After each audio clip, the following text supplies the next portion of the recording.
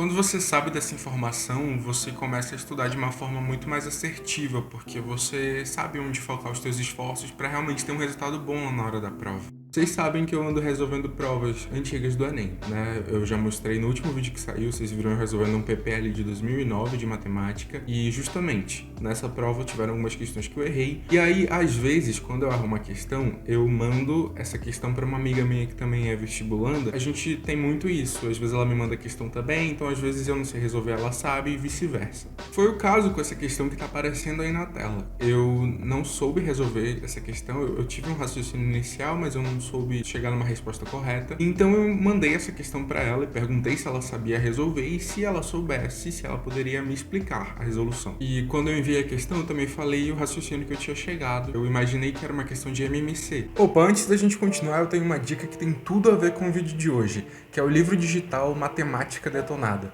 Ele tem 700 páginas com todas as resoluções comentadas das provas de matemática do Enem 2009 até o Enem 2019, além de 200 páginas com todas as fórmulas e informações-chave que você precisa para mandar muito bem na prova de matemática do Enem. Se você se interessou e quer conhecer um pouco mais sobre esse material, basta clicar no primeiro link que está aqui na descrição do vídeo. Como ele fala na questão que esses frascos aí sofrem uma evaporação constante, isso quer dizer que a cada dia ele vai evaporar a mesma quantidade. Então eu dividi os 200 ml do frasco 1 pela quantidade de dias que ele levou para evaporar tudo e fiz a mesma coisa com o frasco 2. E aí eu cheguei nos resultados de que no recipiente 1 evaporava 2,5 ml por dia e no recipiente 2 evaporava 875, algum número quebrado aí, ml por dia. E aí na hora que eu tava resolvendo a prova, eu pensei que eu tinha que tirar o MMC desses dois números, dessas duas quantidades. Eu não sei porque eu pensei isso, mas foi o que eu pensei na hora. Então ela me disse que eu poderia usar os cálculos que eu já tinha feito, os resultados que eu já tinha, então de quantos ml evaporava em cada um dos recipientes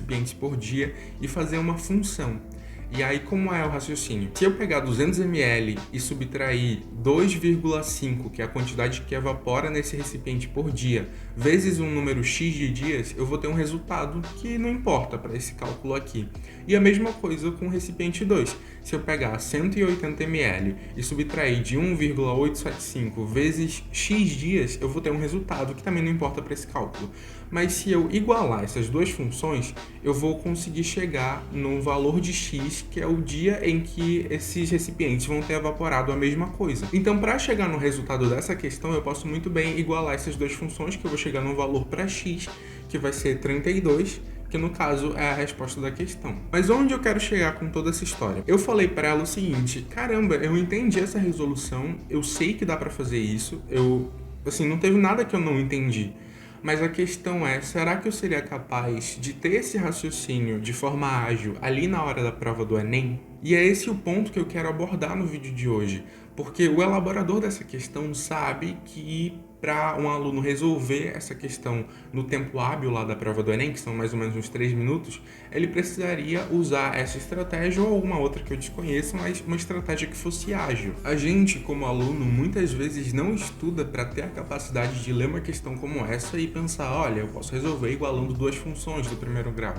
Geralmente a gente foca muito em ter um cronograma e seguir um cronograma de conteúdos. No geral, a gente tem um planejamento de, essa semana eu vou estudar a função do primeiro grau, vou fazer uns exercícios básicos ali de função do primeiro grau, depois eu vou estudar a do segundo, depois eu vou estudar geometria, e assim vai. Só que as questões do Enem, a maioria delas não vai deixar muito claro que conteúdos elas estão te cobrando. Você tem que ter a capacidade de raciocinar em cima do texto que ele está te dando e buscar os instrumentos que você conseguiu criar estudando para conseguir resolver essa questão. Por isso que é tão importante você resolver provas antigas do Enem, não só para você treinar a agilidade de tempo, eu não sei, às vezes as pessoas têm uma ideia muito ilusória do porquê que você tem que fazer prova antiga, mas é justamente para que você entre em contato com o tipo de questão que o Enem vai te cobrar, e aí a partir dos seus erros você vai vendo resoluções, conversando com pessoas, e aí inevitavelmente você vai chegar nesse tipo de resolução, nesse tipo de raciocínio, e nisso você vai tomar conhecimento de que essas estratégias de resolução existem,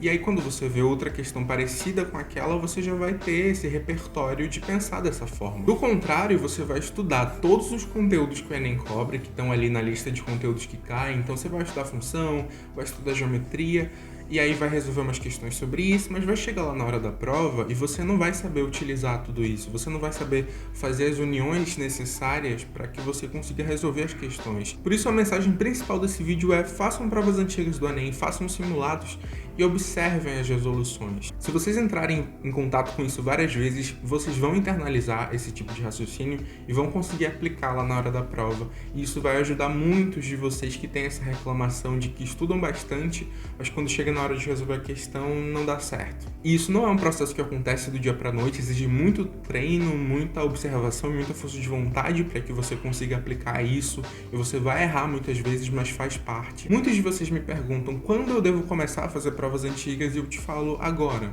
Independente do ponto onde você está, começa a fazer agora. Muitas vezes você foca muito em cumprir um cronograma e estudar a teoria dos assuntos, mas se você, junto com isso, e é muito importante que você estude a teoria também, não estou falando para não estudar, mas é importante e é muito importante que junto com isso você entenda de que forma as questões vão ser cobradas de você, de que forma esses conteúdos que você está estudando vão ser cobrados e de que forma você pode conseguir unir essas coisas e formar uma estratégia de resolução para diferentes modelos de questão. É isso, eu espero que esse vídeo tenha ajudado vocês de alguma forma. Não esqueçam de deixar um like aqui embaixo, porque isso ajuda muito o canal.